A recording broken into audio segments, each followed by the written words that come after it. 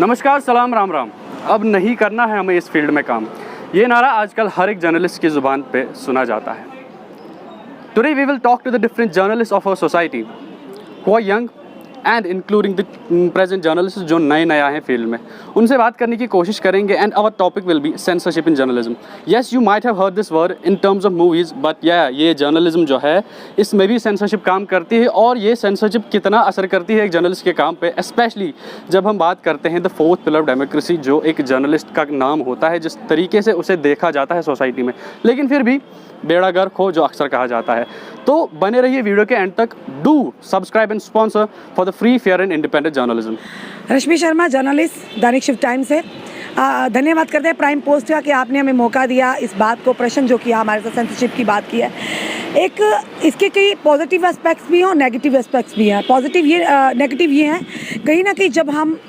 अपना वीडियो एक रिकॉर्ड करते हैं, जनता की परेशानी को हम उसमें कवर करते हैं, चाहे एडमिनिस्ट्रेशन के खिलाफ बात होती है जनता करती है, चाहे सरकार के खिलाफ नीतियों के खिलाफ बात करती है, तो कहीं ना कहीं वो होता है कि जनता विश्वास करती है खास करके जर्नलिस्ट पर, जो अपना फेस देता है सामने, जनता उसी से जवाब मांगेगी, तो वो एक फेस वैल्यू रहती है। और जब हम वो वीडियो रिकॉर्ड करके भेजते हैं, कहीं ना कहीं कई बार ऐसा भी होता है एडिटर उसे कट करके चलाता है। उससे क्या होता है, जो जर्नलिस्ट होता है वो कहीं ना कहीं डिमोरलाइज होता है,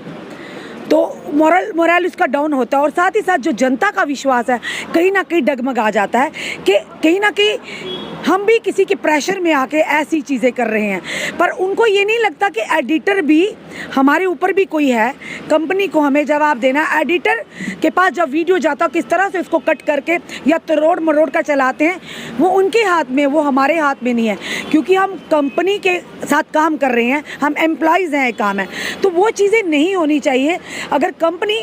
ने हमें हायर किया कि हमारे चैनल का घर घर तक पहुँचे ऑन बिहाफ ऑफ ईमानदारी, ऑनेस्टी के दौर पर, कि हम सच को लेकर सामने आते हैं, अगर उस पर भी कटिंग हो, कट होकर फिर चलाया जाए कि जो पक्ष में हो, यानी कई बार ऐसा भी होता है, ये कड़वा सच है, हमारी बात का बुरा मनाए या ना मनाए हमें इससे कोई नहीं, पर यह है कि जो सच होगा हम ज़रूर प्राइम पोस्ट के माध्यम से आपके व्यूवर्स तक लाएंगे। कई बार ऐसा भी होता है कि कंपनीज़ का भी कहीं ना कहीं आपस में तालमेल रहता है, कोई भाई भतीजा, या आप आप बेटर अंडरस्टैंड कर सकते हैं, कहीं ना कहीं उनका आपस में रिलेशंस रहते हैं, उसके चलते वो रिलेशंस ख़राब ना हो, आपस में कई कमिटमेंट्स होती हैं वो टूटे ना, उसके चलते वो वीडियो में कई बार कट हो जाता है। तो वो चीज़ें कहीं ना कहीं आम जनता को तो दुखित करती है, पर जो फेस दिखाता है, जो जनता के जर्नलिस्ट जो रिपोर्टिंग करता है, कहीं ना कहीं उसका भी मोरल डाउन होता है। वो भी कहीं ना कहीं अपने आप में ये सोचता है कि इतनी मेहनत करने के बाद भी अगर हम सच को पूरी तरह से सामने नहीं ला सकते तो हमारा काम करने का क्या। माई सेल्फ विशाल शर्मा, मैं at present Jammu links news में काम करता हूँ और करीब 11 साल से मैं जर्नलिज्म को प्रैक्टिस यहाँ पे कर रहा हूँ। और इनिशियली जब मैंने शुरुआत की थी तो उस समय एक बहुत अच्छा दौर था कि जब आप एक खबर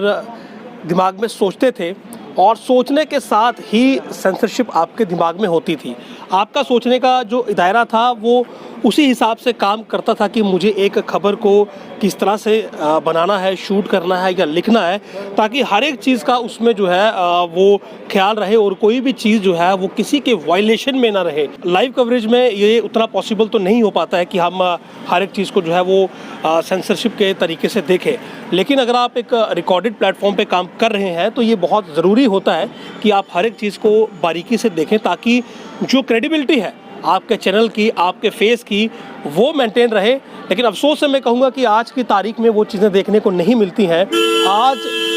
न्यूज़ के लिए लोग काम नहीं करते हैं, आज लोग व्यूज़ के लिए काम करते हैं। तो ये बहुत ज़रूरी है आज के सिनेरियो में कि अगर जर्नलिज्म को आप एक सर्वाइवल देना चाहते हैं तो आप जो न्यूज़ कंटेंट दे रहे हैं उसमें सेंसरशिप हो,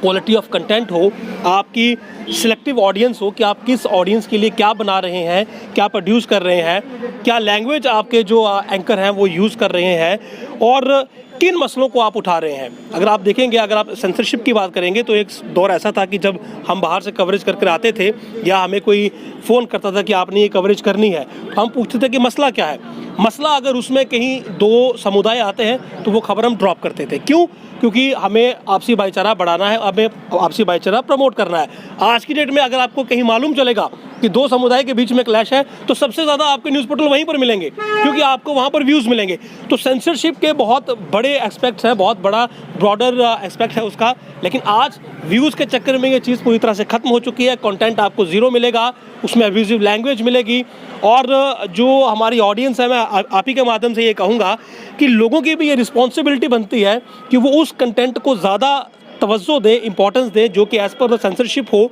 जो कि उनके बच्चों को या उनको एक अच्छी न्यूज़ कंटेंट दे, ताकि जो उसे प्रोड्यूस करने वाला है, if I am a producer, मैं ये देख रहा हूँ कि मेरे एक अच्छे कंटेंट पे 2000 व्यूज़ हैं और किसी के एक नॉन सेंसरशिप वाले अब्यूसिव कंटेंट पे 2 लाख व्यूज़ हैं, आज नहीं तो कल, कल नहीं तो परसों मुझे भी मेरा बॉस या कोई मेरा हायर अथॉरिटी ये बोलेगी कि भैया आपके पास व्यूज़ क्यों नहीं है, तो मुझे भी शायद उस एंगल में सोचना पड़ेगा। तो ये एक रिस्पॉन्सिबिलिटी उस समाज की भी है, उस सोसाइटी की भी है कि जो ऐसे कंटेंट को प्रमोट करता है, ज़्यादा देखता है, ज़्यादा पसंद करता है और अपना टेस्ट डेवलप करके आपको ये बताने की कोशिश करता है जनाब कि आप बिना सेंसर के ही हमें कंटेंट दीजिए, हम तो वही देखेंगे, अगर आप मेहनत करेंगे तो हम आप पर फोकस ही नहीं करेंगे। तो एक कलेक्टिव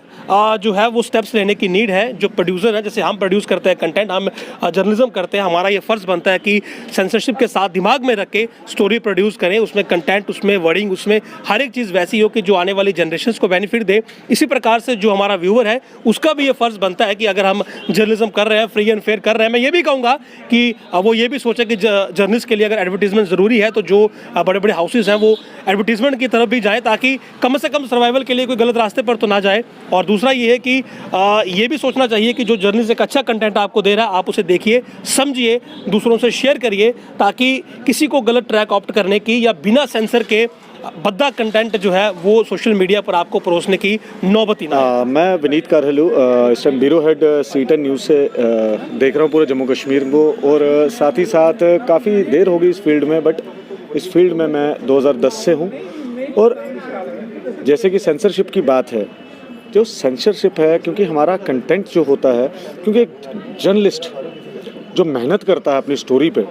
काम करता है, कंटेंट पे सारा डिपेंड करता है, और उसके बाद जब वो ऑफ़र की जाती है, प्रोड्यूस की जाती है, उसमें क्योंकि जैसे मैं आपको बता दूं कि 2 स्टोरियां, 2 पल जो होते हैं, दो पहलू, जर्नलिज्म का काम ही वही है कि दोनों पहलू दिखाना, एक पहलू को लेके कभी नहीं चलना। क्योंकि जैसे कि मेरे भाई साहब ने पहले भी कह दिया कि क्लियरली कि 2000 और 2 लाख, आजकल का जो कंटेंट है वो लोग ज़्यादा नेगेटिव कंटेंट को देखना पसंद करते हैं, पॉजिटिव कंटेंट को नहीं। और जो स्टोरी निकाल कर एक जर्नलिज्म और उसका कैमरामैन जब मेहनत करता है, 1 हफ्ता लगाता है उस स्टोरी को बनाने में, और फिर वो जो ऑफ़र की जाती है उस पर लगता है कि 1500 लोग देख रहे हैं, 2000 लोग देख रहे हैं, मगर आप जब धक्का मुक्की, लड़ाई झगड़ा, ज़मीन के झगड़े, बीवी ने बच्चे को मारा, बीवी ने बेटे को मारा, पति ने बीवी को मारा, वो कंटेंट ज़्यादा यूज़ होते हैं। गलत कंटेंट पे लोग ज़्यादा फोकस कर रहे हैं, अच्छे कंटेंट पे नहीं कर रहे हैं। इसीलिए जो सेंसरशिप होती है, सेंसरशिप को मद्देनज़र रखते हुए जो जर्नलिज्म के ऊपर बहुत ज़्यादा क्वेश्चन मार्क खड़ा कर रही है, अब